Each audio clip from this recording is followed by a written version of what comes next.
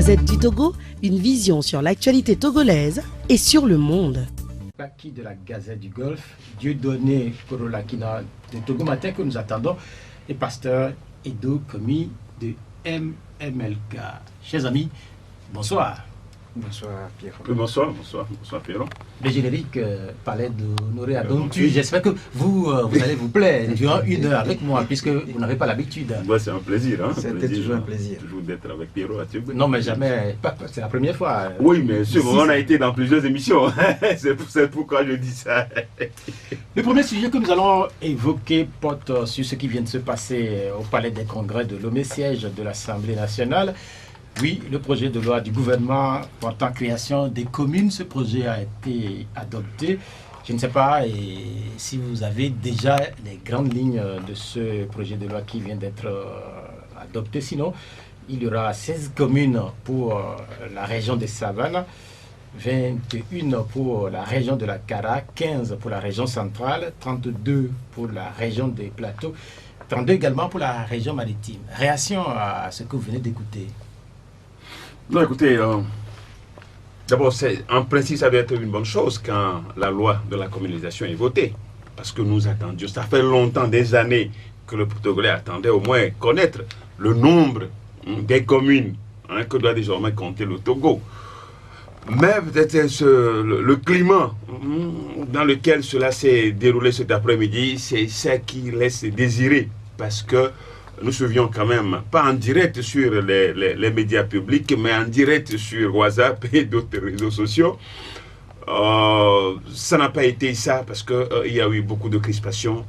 Et au final, c'est 59 voix pour et puis 21 voix contre.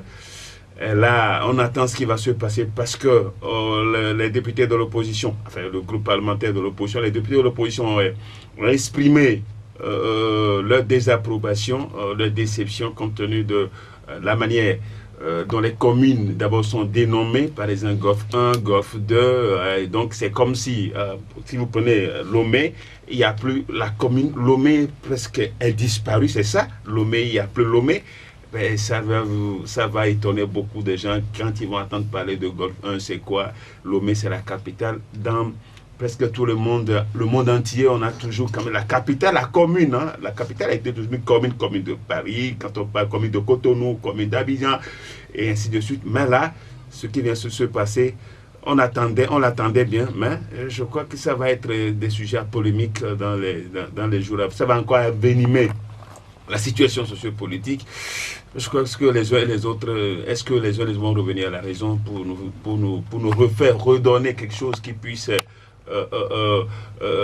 satisfaire tous les Togolais. C'est vrai, en politique, il n'y a jamais eu de satisfaction totale, mais là, je crois qu'on a encore des jours un peu difficiles devant nous avec ce qui s'est passé. Parce que le consensus, on attendait parler de consensus, et même les gens parlaient d'ajournement pour revoir le truc, mais rien n'a été fait de tout ça. Mais on attend voir ce qui va se passer. On connaissait les crispations autour du processus qui menait au vote qui a eu lieu ce vendredi. Ildefonse Akpaki, est-ce que le dénouement vous surprend? Je fais savoir que ce matin, j'étais au Parlement. J'ai suivi une partie du débat. Mais permettez-moi de faire quelques observations sur ce que j'ai pu observer. Observer, excusez-moi ce pléonasme. D'abord, sur ce que j'ai vu, qui m'a fait froid dans le dos. Je ne comprends pas pourquoi, lorsqu'il est question de voter cette loi-là, qui aujourd'hui est, à mon sens, est une loi inique, on a pu dépêcher sur les lieux tout l'arsenal policier ou militaire. Je n'ai pas compris pourquoi le siège du Parlement a été aussi fortement encerclé par les forces de l'ordre. Je n'ai pas compris. Parce que nous avons assisté aux séances de vote par le passé. Ces séances-là n'ont pas connu cette présence militaire. Je n'ai pas compris. Alors je me suis conforté dans l'esprit de ce que une fois encore, le gouvernement a compris que ce qu'il veut servir à la population n'est pas quelque chose qui reçoit l'assentiment de cette population-là. C'est ma toute première remarque. La deuxième remarque, c'est que au cours du débat que moi j'ai suivi, avant que je ne quitte le siège du Parlement,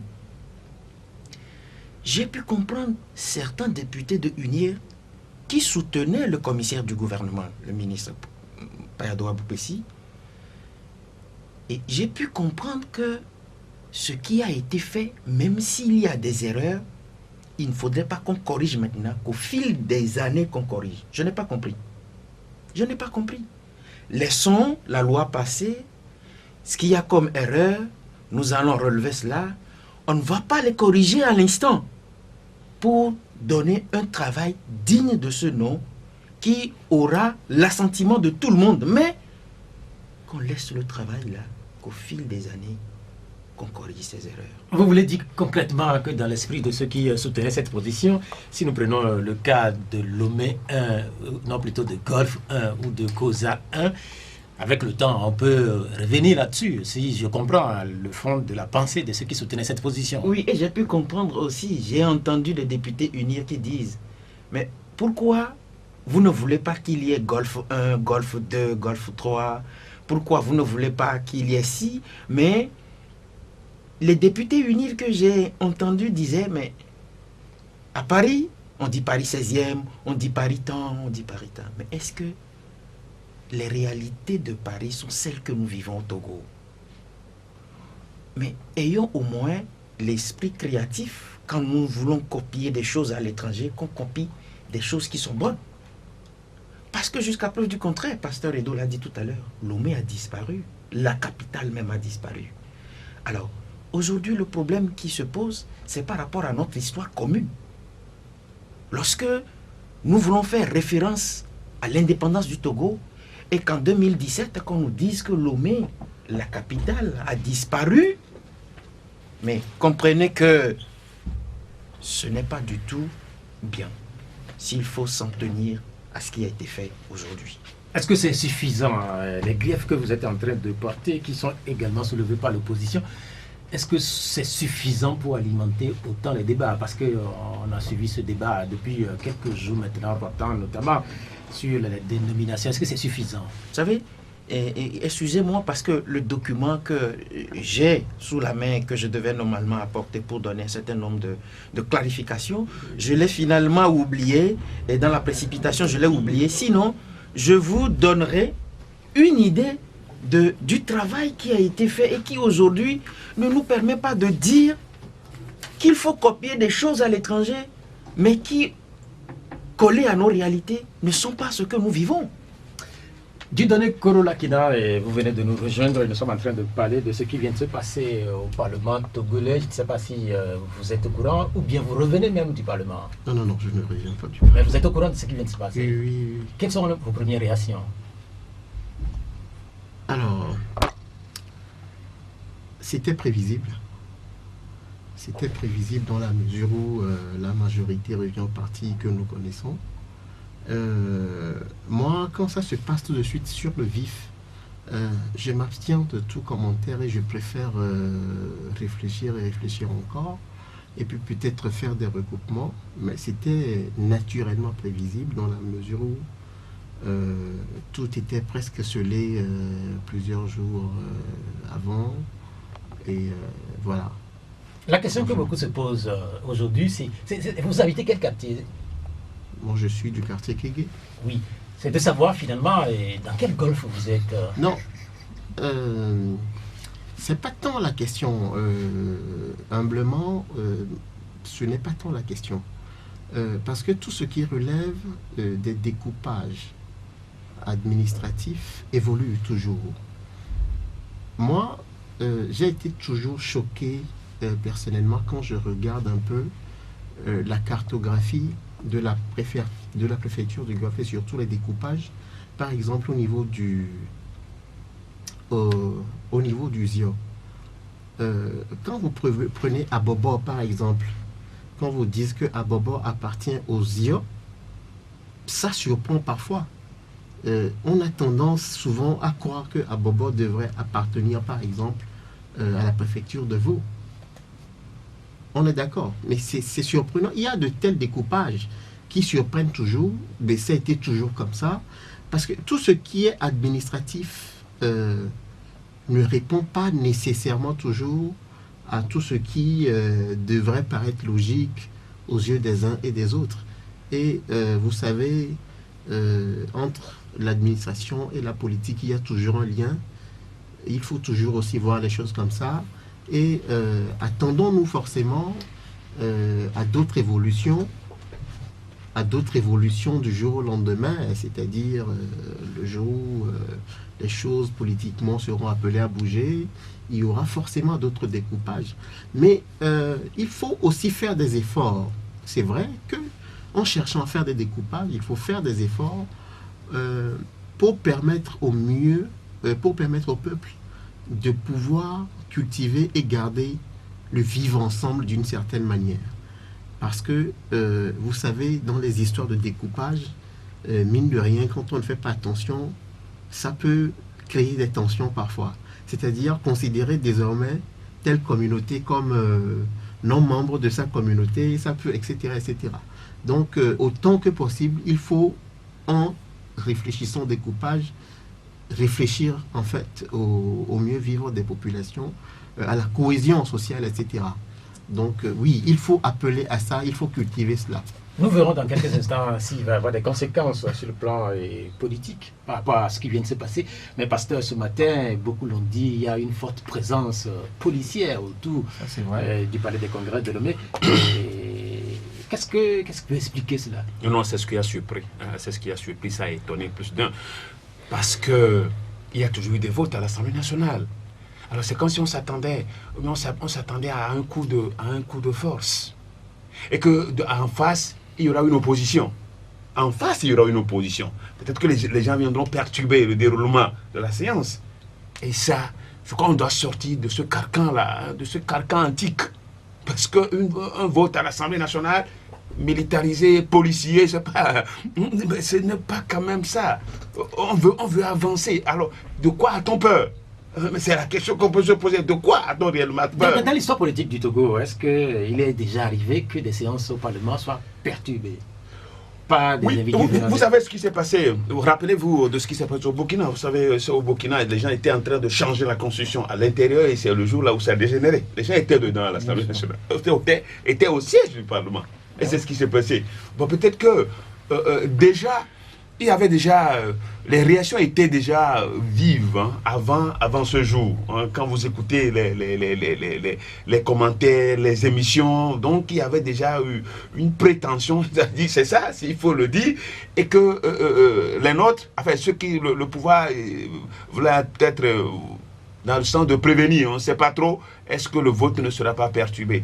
Mais je ne crois pas que ça doit être ça. Si moi, je sais que ce que je le fais de bon cœur et que c'est bon, en principe, je ne dois pas m'inquiéter de trop. Et c'est ce qui s'est passé aujourd'hui. Je crois quand même que militariser, déployer tant de forces de sécurité à l'Assemblée, au siège du Parlement pour le vote d'une loi, je crois que sincèrement, ça n'a pas plu et il faut ces gens de comportement, il ne faut pas qu'on continue par les maintenir sur le plan normal. Idelphonse Akpaki et puis après Dieudonné Kololakina. Moi, je dis une chose par rapport à la présence militaire ou bien à la présence des policiers. Je dis une chose. Je dis que ceux qui ont opté pour cette stratégie-là savent que ce qu'ils sont en train de faire est mauvais. Moi, je le dis. Vous savez pourquoi? Avant même qu'il y ait adoption de cette loi-là, il y a quelques semaines, on a adopté des lois. Pourquoi on n'a pas fait déplacer autant d'hommes entre guillemets? C'est la première remarque. La deuxième remarque, j'ai pu me retrouver là dans mes dossiers où aujourd'hui, globalement, on peut dire qu'il y a eu 116 nouvelles communes qui ont été créées. 116. Et l'incongruité ou les incongruités, c'est que on se rend compte que la région maritime, qui normalement devait avoir ou contenir 49 communes, se retrouve avec 30 communes. La préfecture du Golfe, qui devait normalement avoir 22 communes, se retrouve avec 7 communes. La région de la Kara, qui devait normalement avoir 14 communes se retrouve avec 21 communes. Alors, la petite remarque, c'est que lorsque nous prenons Lomé, qui est une ville cosmopolite, où des gens quittent l'intérieur pour venir dans la capitale, vous voyez ce que Lomé est devenu. D'ailleurs, on l'a dit tout à l'heure que Lomé n'existe plus. Grave. Vous prenez Adéti-Kopé, qu'on a joint aujourd'hui à Agouanivé, et la mairie d'Adéti-Kopé s'appelle la mairie d'Agouanivé. Incongruité. Incongruité. Incongruité. Bien, on vous a compris, Dieudonné? Non, vous posez la question de savoir si dans l'histoire politique du Togo, est-ce qu'on a déjà vu des émeutes à l'Assemblée nationale? Bon, et puis pour répondre un peu à Ildefonse, il y a eu des votes où effectivement on n'a pas vu une forte présence militaire autour de... Parce que ce sont des votes qui n'étaient pas aussi sensibles. C'est-à-dire que la décision d'aujourd'hui, tout le monde le savait en amont, était une décision sensible. Beaucoup estimaient d'ailleurs qu'il y avait de l'électricité en l'air, parce que effectivement, depuis plusieurs jours, on sait que le principal parti d'opposition appelait déjà un rejet, etc. Et moi, je voudrais tout simplement rappeler que l'équivalent de l'Assemblée nationale en période de transition, ainsi c'était le HCR. On se rappelle ce qui s'est passé avec les membres du HCR, les militaires togolais qui sont allés à séquestration, où même des membres du HCR ont bénéficié, enfin, ont reçu des fessées, etc. Mais c'est dire que, en tout cas, ailleurs, qu'est-ce qui se passe souvent à une Assemblée nationale? On voit même des députés en arriver au coup de poing. Mais c'est dire que quand il y a des décisions importantes, quand il y a des études de loi aussi importantes, c'est toujours sensible et tout peut arriver. Et c'est effectivement ce qui s'est passé au Burkina Faso, entre-temps, comme le pasteur l'a rappelé. C'était normal pour l'homme politique qui veut faire passer aujourd'hui une loi, qu'on le veuille en sa faveur. Et bon, heureusement ou malheureusement, mais c'est le parti qui a la majorité. Et je ne sais pas si il fallait que ce parti, étant pressé par un calendrier, c'est-à-dire on veut nécessairement faire les locales l'année prochaine, et étant donné que nous sommes dans un contexte où 30 ans durant on n'a plus assisté à des locales, il fallait un processus rapidement. Et donc, il me semble que c'est normal de mettre des garde-fous pour éviter peut-être le pire. Parmi les conséquences éventuelles qu'on peut avoir sur le plan politique, est-ce que désormais ça va être comme ça et pour éventuellement tous les projets de loi qui seront amenés à être votés par les députés? Bah, quand c'est aussi sensible, moi j'imagine par exemple s'il faut le jour où on sera amené à voter ou à faire passer effectivement la loi par exemple sur les réformes, surtout par exemple la limitation du mandat, etc. Mais si tant il y a des tensions en amont, ben, il faut s'attendre effectivement à voir la même scène qu'on a vue aujourd'hui, parce que c'est des questions, c'est des lois très sensibles et sur lesquelles on sait justement que aussi longtemps. Est-ce que vous imaginez un pouvoir qui puisse faire des réformes qui ne l'arrangent pas? Est-ce qu'on imagine un pouvoir qui puisse faire des réformes, étant donné qu'on est sur un terrain purement politique? Et nous savons que l'histoire du Togo, nous venons de très loin, etc. Est-ce qu'on imagine un pouvoir faire des réformes qui ne l'arrangent pas? Même si ce n'est pas ce que nous voulons, même si le minimum aurait voulu qu'il y ait effectivement consensus ou inclusion, comme l'appelle d'ailleurs depuis quelques jours la présidente de la commission censée faire réfléchir sur les réformes, même si c'est le consensus qu'on veut, même si c'est l'inclusion que nous voulons, dans la configuration politique d'aujourd'hui au Togo, il semble que sur la question des réformes, on aura du mal à voir réellement le consensus. Sur la même question, va-t-on voir les mêmes scènes se passer dans un futur proche? Moi, je l'ai dit, je le répète, même si Dieudonné semble ne pas être d'accord avec moi, je le dis que ce qui a été fait à dessein. les gens savent que ce qu'ils ont fait là, c'est mauvais. Ah bon? Alors oui, mais les gens savent, moi je le dis, que c'est mauvais. Ils le savent que c'est mauvais parce que j'ai dit tout à l'heure que j'étais au sein du Parlement où j'ai écouté les députés unir dire que même si aujourd'hui là, ça ne va pas, faisons-le et corrigeons après. Qu'est-ce qui empêche qu'on sache aujourd'hui qu'il y a des erreurs, qu'on ne corrige pas et qu'on attende qu'après qu'on corrige? Je vous ai écouté. Vous avez dit que sur des questions un peu sensibles comme ce à quoi nous avons assisté aujourd'hui, il faut qu'il y ait présence de policiers ou bien de forces de l'ordre. Quelque chose comme ça. Moi, je voudrais vous rappeler juste deux choses. Le vote même du budget. Vous savez que ça a été toujours un problème entre la majorité et l'opposition. Mais on n'a jamais vu la présence des militaires. La dernière fois, quand on voulait faire le collectif budgétaire pour prendre en compte les dépenses fictives, cette dépense-là où les gens ont menti qu'ils ont acheté des hélicoptères et que ces hélicoptères-là sont devenus aujourd'hui des fantômes, ou bien on doit prendre des loupes pour les voir sur là où ces hélicoptères se trouvent. Il n'y a jamais eu de truc. Et pourtant, l'opposition avait, à un moment donné, dit « nous ne serons pas d'accord » ou bien « nous ne sommes pas d'accord ». Pourquoi on n'a pas envoyé des forces de l'ordre? Et maintenant, sur ce que vous avez dit par rapport au fait que les réformes, quel gouvernement ou bien quel pouvoir avez-vous vu faire des réformes qui ne l'avantagent pas? Vous mettez le peuple où dans tout ça? Si c'est le gouvernement qui doit faire les réformes à sa manière, le peuple, il est où dans tout ça? Et puis moi, je voudrais vous rappeler que lorsque je fais l'analyse même de ce pouvoir qui nous dirige, j'ai pu comprendre que c'est un pouvoir non seulement qui parle le langage de la force brutale, lorsqu'il a le dos au mur. J'en ai pour preuve.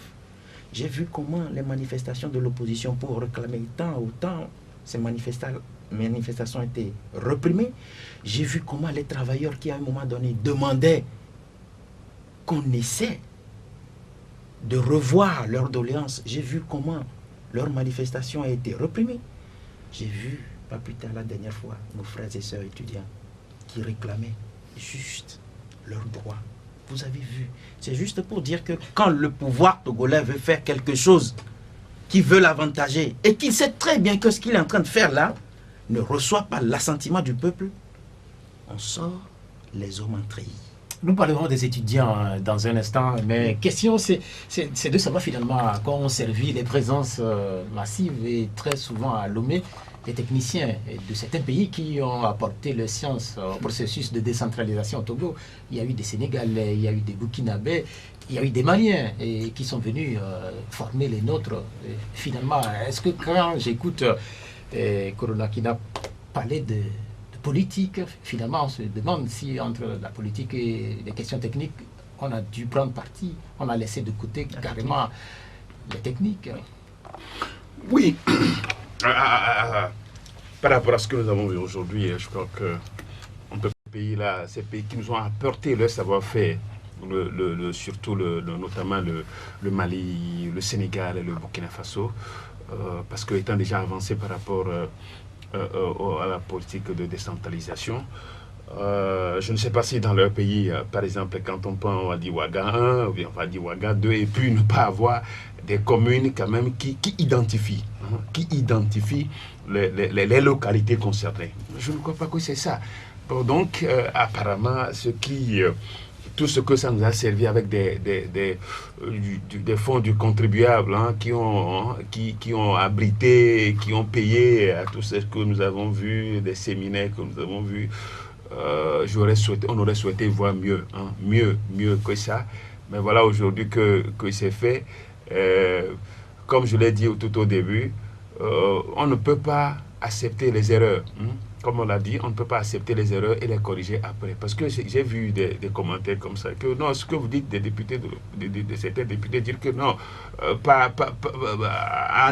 progressivement, on va rectifier, on va corriger les erreurs, ce qui veut dire qu'on est conscient qu'il y a des erreurs, qu'il faut faire pour parfaire qu'il faut corriger pour parfaire le truc, on ne l'a pas fait et que c'est pas la suite qu'on va le faire. Je crois quand même que là on serait partisan de la médiocrité et puis des choses qui qui n'arrange pas le peuple, mais qui pourrait arranger naturellement ceux qui sont pour Vous parliez de Dieudonné Kouroulakina, vous parliez de Tamine. Et finalement, les étrangers qui étaient là, est-ce qu'ils ont servi à quelque chose? Non, les étrangers ont apporté leur expertise qui fondamentalement puise dans des expériences de décentralisation d'autres pays. Mais on ne peut pas parler de décentralisation d'un pays sans tenir compte de l'histoire, du background politique de ce pays. On est bien d'accord. On a vu ce que la décentralisation, ou finalement les élections locales ont apporté au Mali récemment. Quand vous prenez un pays aussi divisé, par exemple, je donne un exemple, comme le Mali aujourd'hui, un pays morcelé, balkanisé, au mail de plusieurs groupes djihadistes à la fois. Mais la vraie question, par exemple, est de savoir si politiquement, il est bon de faire les locales et de comment les faire, finalement. L'autre question, effectivement, vous savez, quand on parle de décentralisation, il est question de donner le pouvoir au peuple à la base. Et naturellement, il y a des localités moins favorisées que d'autres. On est bien d'accord. Mais est-ce qu'il faut faire la décentralisation en se disant que, bon, certaines communes vont dépendre d'autres? Parce que, in fine, il est question justement que chaque commune puisse produire. Il est question de donner le pouvoir à chaque commune, véritablement. Et l'argent reste le nerf de la guerre, le pouvoir d'argent demeure. Il faut se poser cette question. Comment peut-on gérer une commune, par exemple, située dans le septentrion togolais où pratiquement il n'y a pas de richesse, pratiquement en termes de ressources humaines, on aura du mal à trouver des gens pour faire tourner les choses et créer de l'argent. Mais j'ai l'impression que c'est des questions qu'on occulte dans le débat. Mais il faut y réfléchir parce que, en fait, quand on donne le pouvoir à un maire, mais justement, quand on le dote d'un budget, il est question de bien gérer, de bien manager, de sorte qu'on ne revient pas justement à tendre la main, etc., tout le temps. Ça, mais vous savez, forcément, une commune proche de la mer, avec toute la richesse, etc., aujourd'hui, a des chances de pouvoir avoir beaucoup plus de moyens que des communes situées dans certaines parties du Togo où, naturellement, justement, il y a moins de faveurs. Il ne faut pas oublier non plus que, justement, l'intérieur du Togo, mais quand on va créer certaines communes, dans certaines communes où il n'y a pas de chance d'avoir beaucoup de main-d'œuvre facile. Parce que la ressource humaine, c'est quelque chose. Hein. C'est-à-dire ceux qui vont réfléchir pour pouvoir faire tourner les communes, il faut les trouver. Mais c'est des questions, j'ai l'impression que, malheureusement, on occulte dans ce débat, on tient compte nécessairement de la démographie, etc., pour jouer. Non, c'est des questions très profondes et la décentralisation au Bénin, telle que ça a marché, ne marcherait pas nécessairement au Togo. Il faut faire attention parce que le Bénin a une histoire. C'est vrai, le Bénin a connu plusieurs fois l'alternance à la tête, etc. La décentralisation au Ghana ne marcherait pas exactement comme au Togo. C'est des choses qu'il faut voir. Donc, les experts ont apporté beaucoup de choses, certes, mais il nous revient quand même, à partir des expériences des experts, de faire notre sauce propre à nous, en réfléchissant. Il ne faut pas se leurrer. On a une histoire politique particulière, on le sait. Et justement, nous sommes tous là à reconnaître qu'il faut faire des réformes politiques, il faut faire des réformes institutionnelles, constitutionnelles, parce que c'est à la base de beaucoup de choses.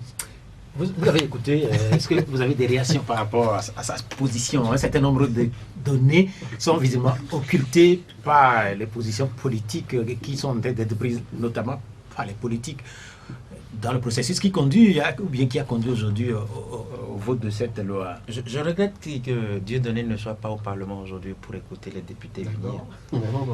J'ai même écouté le ministre, je l'ai dit tout à l'heure, j'ai écouté le président de la commission qui a dit deux choses très importantes. Ce que nous sommes en train de faire là, c'est de rapprocher l'administration de l'administré. un.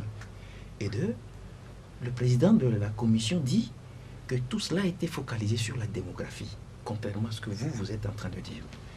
Le système qui régente le Togo, ça fait bientôt 50 ans, ou bien il y a 50 ans, je crois, si effectivement ce système-là est au service du peuple togolais, saura que il y a certaines communes qui sont favorisées par rapport à ce que vous avez dit. Vous avez donné l'exemple de Lomé qui est proche de la mer, qui bénéficie. Si tel a été le cas, le travail qui vient d'être fait là, est-ce que cela répond à ce que vous avez dit? Non, cela répond à des calculs politiciens. Et parce que justement, moi je l'ai toujours dit, je l'assume, pendant 50 ans, ceux qui dirigent le Togo se rendent compte aujourd'hui que le peuple les a vomis. Maintenant, on a toujours fait preuve aujourd'hui qui a été peut-être le reliquat du résultat de la présidentielle de défaveur. Voilà pourquoi je disais tout à l'heure, est-ce que les réformes se feront juste pour ceux qui sont au pouvoir ou bien pour le peuple?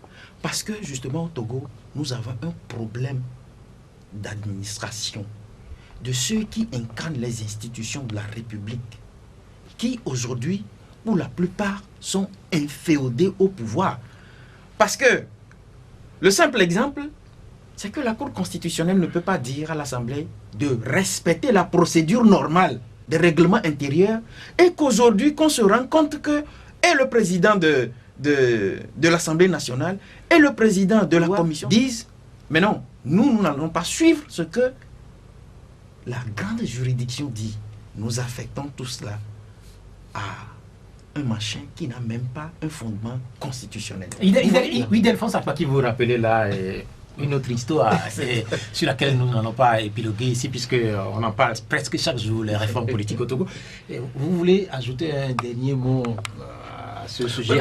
Juste pour dire qu'on n'a pas occulté, on n'a pas occulté soit les ressources humaines, les ressources financières, les ressources économiques dont auront besoin les communes pour pouvoir fonctionner.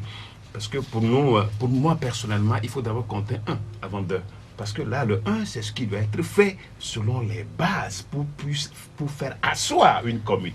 Et quand la commune n'est pas assise, quelles que soient les ressources dont vous disposez, mais ça risque de ne pas marcher. Parce que quand on ne tient pas compte, je suivais un député, c'est pas qui parlait d'attaque, qui parlait de... On ne veut pas que les effets se retrouvent, on veut les faire dominer par une autre... J'ai vu quand même quelque chose comme ça en direct quand on nous passait le truc, donc quelqu'un d'Atakpamé qui parlait, qui dit, vous ne voulez pas que les effets existent encore, vous voulez les faire dominer, vous voulez les faire dominer par une autre ethnie. J'ai vu quelque chose comme ça. Et donc, c'est dans cette considération-là que beaucoup de choses ont été faites. Et c'est ce qui risque de porter atteinte au travail qui a été fait. Tout compte fait, c'est fait aujourd'hui, on le dit. Mais qu'est-ce que l'avenir nous réserve? Nous, on aurait souhaité quand même que pendant longtemps, on a parlé de cette politique de décentralisation. Aujourd'hui, quelque chose, c'est vrai que un travail a été fait qu'on aurait pu parfaire et aujourd'hui, à journée, voire peut-être quelques jours, apporter un plus à cela. Cela nous ferait du bien. Est-ce qu'on peut dire finalement, enfin, le processus de décentralisation est suffisamment lancé? Je crois sans doute. Parce que, au bout du compte, c'est les locales qui vont appuyer tout le travail là qui vient d'être véritablement lancé par cette adoption. C'est les locales qui vont donner du sens. Et c'est forcément après les locales, parce que je crois que les locales sont annoncées pour 2018, il faudra peut-être faire l'expérience d'une mandature justement des maires pour voir ce qui n'a pas marché, et ce qui a marché, pour aviser et retourner s'il y a besoin, corriger. De toutes les façons, le monde entier a toujours avancé à base des erreurs. Ce qui est vérité aujourd'hui est erreur demain. Ça, c'est la parole du philosophe. Bien, merci. Nous allons évoluer dans le débat avec le calme qu'on observe depuis quelques jours à l'université de Lomé. Et pour vous, pasteur de Komi, est-ce que c'est un calme définitif?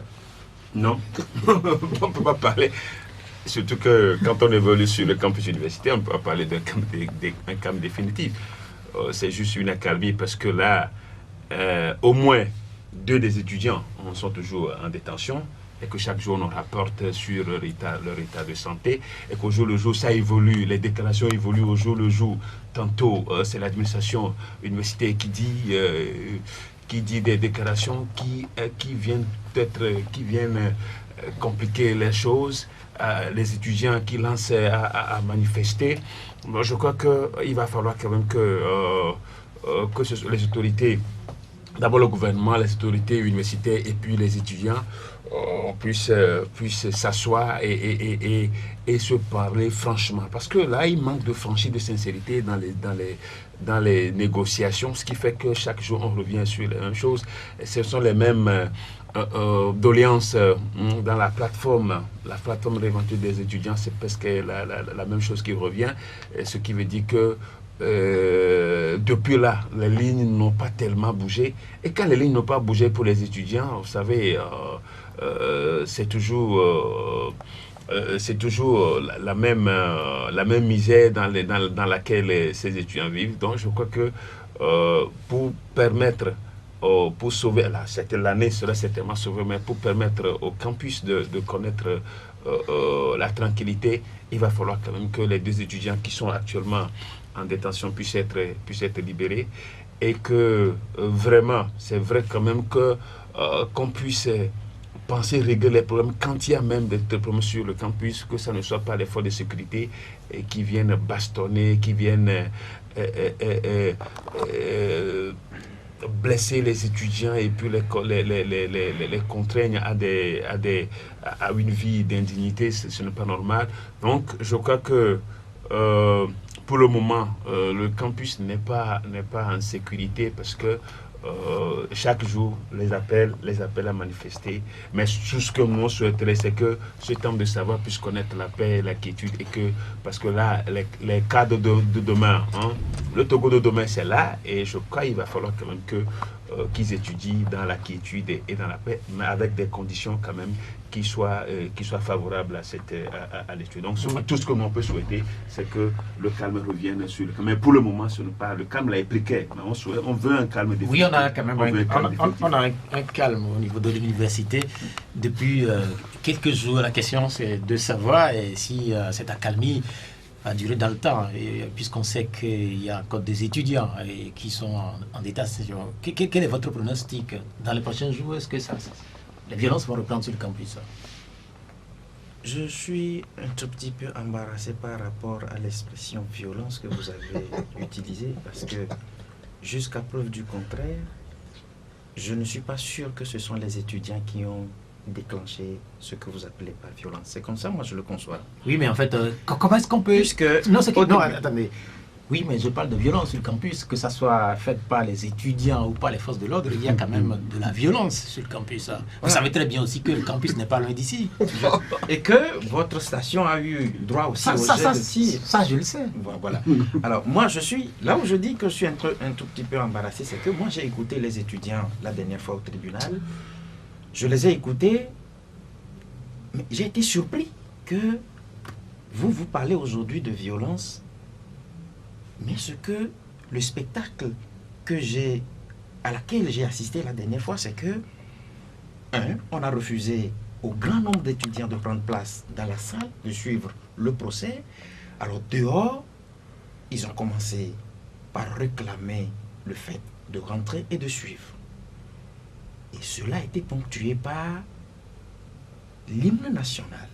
Et quand l'hymne national a commencé, j'ai vu tout ce groupe d'hommes en treillis, bien armés, qui sont rentrés, qui ont non seulement fait sortir les étudiants, qui les ont poussés vers le carrefour de Goïskor, et bien on en était là quand les gaz et les grenades lacrymogènes ont encore commencé par pleuvoir. Mais moi, j'ai dit, tous les communiqués que j'ai lus venant des autorités, les premières, que ce soit togolaises ou universitaires, c'est que ce sont les étudiants qui étaient à l'origine du fait que les tirs et les gaz lacrymogènes ont commencé. Mais devant moi, c'était le contraire. Maintenant, par rapport à la calmie, j'ai écouté un des conseils de Sachivi Fodi, qui s'avère être le président du mouvement qui a été lancé plus tôt. Et il nous a confirmé que son client, d'abord, il n'a pas eu accès à lui, et ensuite, il serait dans un état grave et hospitalisé au Cabanon. Non, pas au cabanon. Il n'était plus au cabanon. Il était au pavillon militaire. Au pavillon militaire. Qu'est-ce qui a pu se passer pour qu'aujourd'hui, même les avocats n'aient pas eu accès à Sachivi? Qu'est-ce qu'on nous cache? A-t-il été copieusement tabassé? Parce que les images que nous avons vues ont prouvé à suffisance que même si les étudiants n'étaient pas dans leurs droits, on ne pouvait pas user de cette violence-là sur eux. Et c'est des choses que nous devons dénoncer. Nous devons continuer par dénoncer. Maintenant, par rapport à la calmie, j'ai écouté les étudiants dire, tant que un des étudiants sera encore en prison, eux, ils vont toujours continuer le mouvement. Donc, c'est un cocktail explosif qui dort le campus universitaire. Dieudonné, vous avez sans doute suivi la gestion qui est faite par les autorités administratives, les autorités universitaires de ce qui vient de se passer sur le campus. On les a suffisamment écoutés sur les médias. Et je ne sais pas si vous aussi vous les avez écoutés. Ils rejetaient carrément les torts sur les étudiants. Tout à fait. Non, ça me fait rire un peu quand je suis le développement d'Ildefonse. C'est-à-dire que d'un côté, Ildefonse a tendance à dire que la violence ne vient pas des étudiants, mais d'un autre, et pour chuter justement, il disait que les étudiants annoncent comme l'apocalypse au campus. C'est-à-dire que aussi longtemps que des étudiants sont gardés en prison, eh bien l'apocalypse aura lieu au campus. Mais cet apocalypse, en fait, finalement, à qui profiterait cet apocalypse? Qui en tirerait bénéfice de cet apocalypse? Non, c'est des questions qu'il faut se poser objectivement. Qu'on soit du côté des étudiants, qu'on soit du côté de la société civile, qui même, à mon humble avis, a mal géré cette affaire. Et pour moi, j'ai suivi les communiqués, j'ai suivi les sorties de plusieurs associations de la société civile qui, il me semble, pour la plupart, qui ont manqué de faire un sérieux travail d'investigation capable de leur, justement, accorder un véritable crédit pour gérer. Alors, il suffit d'écouter, par exemple, les deux syndicats universitaires qui ont fait une sortie hier pour appeler les étudiants à respecter les autres, que ce soit les écoles ou les facultés qui poursuivent les cours, pour ne pas les gêner. Parce que, au fond, à quoi, justement, ça sert d'empêcher l'autre dans sa liberté, alors qu'on réclame aussi sa liberté d'un côté? Mais ça, c'est des questions tout à fait justes, impartiales. Ma question, en réalité, porte sur la gestion que les autorités universitaires ont de la crise. Alors, oui, la question, et ça, c'est pour ça que moi, je pense que dans cette affaire, personne n'est aménagé au fond. Vous savez, les revendications des étudiants, telles qu'on les retrouve aujourd'hui, ne datent pas au fond d'aujourd'hui. Elles datent de plusieurs dizaines d'années, dans la mesure où nous tous, je crois, on a eu la chance de passer par là. Donc, les problèmes, on les connaissait, et aujourd'hui, les problèmes, en fait, sont revisités ou revus autrement et adaptés au goût du jour, tout simplement. C'est des problèmes qui existent depuis que, d'une part, l'autorité refuse de solutionner durablement, et c'est des problèmes qui demeurent, qui grandissent d'une certaine manière et qui causent tout ce que nous voyons aujourd'hui. Au fond, la violence à l'université ne date pas d'aujourd'hui. Au fil des années, on les connaît, on les vit. Mais il y a 2 ou 3 ans, on a vu même des étudiants aller mettre des matières fécales dans plusieurs amphis, etc. Alors, pour revenir, au fond, vous savez, il ne nous revient pas à nous. Qui sommes-nous devant ces docteurs? Qui sommes-nous devant ces professeurs titulaires pour faire des propositions, pour faire des propositions de sortie de crise? Non, mais en fait, Mais alors, oui, mais en mais fait, parce que oui, mais normalement est-ce que- ailleurs, non, est-ce que une vous- université est un temple du savoir et les problèmes d'un pays, les propositions de solutions par rapport aux problèmes d'un pays viennent aussi des laboratoires de recherche basés sur les universités. Oui, mais dans malheureusement, mais dans la gestion de l'université de Lomé, mais- est-ce que vous voulez dire que les autorités universitaires ne peuvent pas se tromper? Mais- Parce que vous écoutez, c'est ce que vous êtes en train de ben, dire. non, je dis non. Il y a ce qui devrait être le cas. Dans l'idéal, un professeur titulaire, un chercheur a beaucoup de solutions. Dans ses recherches, il en arrive finalement à des solutions et des solutions durables. Mais on a l'impression justement que ce temple du savoir a du mal lui-même à se prendre en charge. Mais justement, D'où la question. Mais justement, le problème c'est quoi? C'est le problème des intellectuels africains en général. C'est-à-dire que, vous savez, un docteur, c'est un bac plus 8 au minimum. Un professeur, un maître de conférence, un bac plus 10 ou un bac plus 12. Mais c'est quelqu'un qui fait des recherches depuis tant d'années, comment voulez-vous... Vous savez, mais il y a de grands pédagogues au campus, dans la mesure où il y a un département qui s'occupe des questions liées même à l'éducation, à l'enseignement. Vous voulez dire que depuis, personne n'a jamais ou ne s'est jamais pensé, aucun chercheur ne s'est jamais sérieusement penché sur ces questions? Mais ils ont toutes les possibilités de réfléchir sur ces questions et de trouver. Mais c'est pas nous, nous sommes très petits devant eux, mais il se trouve malheureusement que c'est nous qui débattons, c'est nous qui parlons, c'est les étudiants d'un côté qui promettent l'apocalypse, c'est la société civile qui prend parti, etc. etc. Pasteur de Komi, vous avez sans doute écouté Dieudonné Korolakina. En fait, vous êtes petit. Non. Non, vous êtes petit à l'écouter, vu tous les diplômes de nos amis à l'université. Est-ce que vous avez des solutions à... Non, moi, je ne suis pas petit, parce que je ne suis pas petit, l'heure de me vanter, parce que nous faisons un travail réfléchi, et la société civile, quoi, une délégation de la société civile est allée rencontrer comme le professeur Kokoroko, a échangé avec le professeur Kokoroko. Je ne faisais pas partie de la délégation, mais une délégation est allée discuter, échanger avec le professeur Kokoroko, le président de l'université, et ils se sont dit beaucoup de choses, et justement, il leur a dit que le jour-là, quand même en étant au tribunal, les étudiants seront libérés. En allant là-bas, on savait quand même que les 7 étudiants, parce que le professeur a dit quand même à nos collègues que les étudiants seront libérés. Maintenant, quand je reviens à la crise universitaire qui, au fil du jour, prend une ampleur, parce que...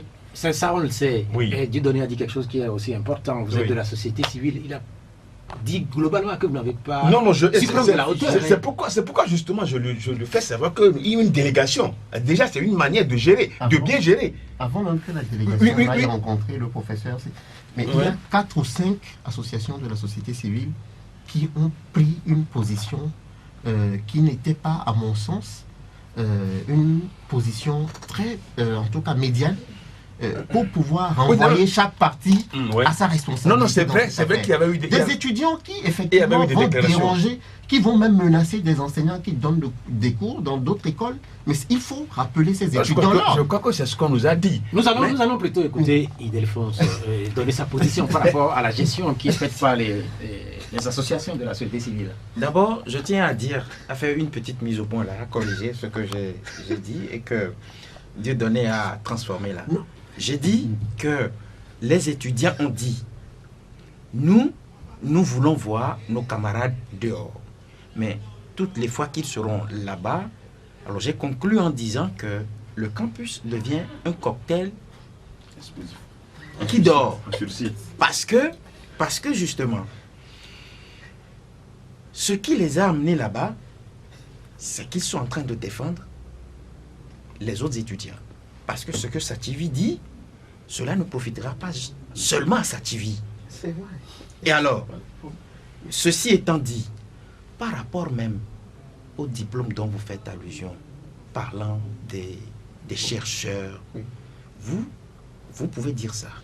Mais moi, je peux prendre le contre-pied de ce que vous dites. On a vu dans ce pays des gens qui avaient un bagage intellectuel, pas possible. Mais une fois qu'ils sont rentrés dans le système uni ou RPT, ils sont devenus des rats. Vous savez? Non, mais en fait, à l'université, quand on rentre dans le système RPT uni, dont vous faites cas. Je dis, et moi je prends globalement tous ceux qui ont un bagage intellectuel, qui rentrent là dans le système uni, ils perdent tout ça. Oui, mais en fait, je vais vous donner... Nous parlons de l'université. Oui, et là, j'en viens maintenant. Oui, mais en fait, je ne vois pas le rapport. Je ne vois pas le rapport avec... Vous verrez le rapport tout à l'heure. Vous verrez. Prenez le professeur Kokoroko, président de l'université. Il se dit... Professeur agrégé de Il se dit qu'il a fait beaucoup d'efforts. J'ai écouté des étudiants même qui ont dit qu'il a fait beaucoup d'efforts. Mais je suis surpris quand le président Kokoroko dit aux étudiants, vos camarades ne seront pas jugés. Il a dit, il a rassuré, ils ne seront pas jugés, je ferai tout. Qu'est-ce qu'il a fait? Ils ont été jugés. Il a dit, il n'y aura pas des gens qui vont encore rester là-bas. Mais Sativi et l'autre sont encore là. C'est juste pour vous dire. Attendons non. Lundi. Ils seront jugés sous huitaine. Je dis, il a dit qu'ils ne seront pas jugés. Ils ont été jugés. Parmi les 8, ils seront écoutés. Ils ont été écoutés. Non, ils seront écoutés. Jugés ou écoutés. Ils ont été écoutés. Voilà. Vous savez. Ils ont été écoutés. Non, écoutez plutôt. Vous voulez écouter. Non, c'est ce qu'on a dit qu'ils ont été écoutés. Moi, j'étais au tribunal la dernière fois. Qui n'y était pas jusqu'à la fin. Quand vous parlez d'écouter, à un moment donné, oui, il y avait de la peur. La juge, madame la juge dit, mais tout ce que vous dites, monsieur le procureur, ça manque de preuves. Mais pour que tout soit libéré. Il a fallu qu'elle ait ce sang-froid-là, sinon on allait encore au moins une seule question pour le pasteur de Komi. Quel est votre souhait pour lundi, justement? Pour lundi, c'est de voir les deux libérés et de dégager l'atmosphère sur le campus. C'est tout. Le dernier sujet, nous allons le dire en quelques secondes, et ça concerne la préfecture de Logou. Vous savez qu'il y a une crispation depuis quelques heures, depuis hier ou avant-hier. C'est des choses qu'on a pensé révolues dans notre pays, que des groupes de la même localité s'en prennent les uns les autres. Visiblement, est-ce que ça va porter un coup au processus de réconciliation nationale au Togo? En quelques secondes, Dieudonné Korolakina. Atakpame, à mon humble avis, dans l'histoire politique très difficile que nous avons connue, Atakpame reste d'une certaine manière l'épicentre. Vous savez, ce qui s'est passé en 2005, surtout Atakpame a été sérieusement touché. Et d'où, il me semble que Atakpame doit bénéficier ou doit recevoir des attentions particulières dans le cadre de ce processus de réconciliation. Maintenant, effectivement, il se trouve que depuis quelques mois, le major Kouloum, c'est connu, hein, et ça, c'est indéniable que effectivement, il a été auteur de beaucoup de crimes cités dans plusieurs rapports, etc. Mais ce major Kouloum a été décoré. Et donc ça, les populations d'Atakpame, en tout cas pour beaucoup, ont mal apprécié. Pour eux, en fait, ça va dans le sens contraire du pardon, de la réconciliation, du processus qui est engagé. Mais d'accord, mais moi, ce que je dis, l'autorité qui a décidé de décorer le major a à sa discrétion les raisons de cette décoration. Mais ma question, c'est de savoir, est-ce que ça va porter un frein au processus de réconciliation? Non, forcément, dans la mesure même où le HCOM n'est pas d'accord avec le fait que le major Kouloum soit décoré au moment même. Il faut effectivement appeler les gens au pardon, à la retenue. Il défonce Akbaki sur la même question en quelques secondes. Vous demandez si ça peut porter préjudice sur le processus de réconciliation. Vous savez, moi j'ai toujours dit, et je le dis, hein, tant que le système est là, avec les mêmes méthodes, avec les mêmes hommes, les mêmes causes, produiront les mêmes effets. Même question, pasteur de Komi. En fait, ça risque de porter un coup à ce qui est en train d'être fait par Ashkol. Et je crois qu'il va falloir qu'on fasse attention à Takwame, parce que Takwame a été au cœur de beaucoup de choses pendant ces moments difficiles. Et nous appelons les uns et les autres à la retenue et que le vivre ensemble puisse prévaloir. Merci beaucoup, pasteur Edekomi. Je rappelle que vous êtes du mouvement MMLK. Merci Dieudonné Kouroulakina de Togo Matin. Merci Ildefonse Paki de la Gazette du Golfe. Cette émission, elle s'achève sans doute que lundi. Vous allez retrouver Honoré à Dontu à partir de 16h. Moi, je suis Pierrot à Diobé. Au revoir.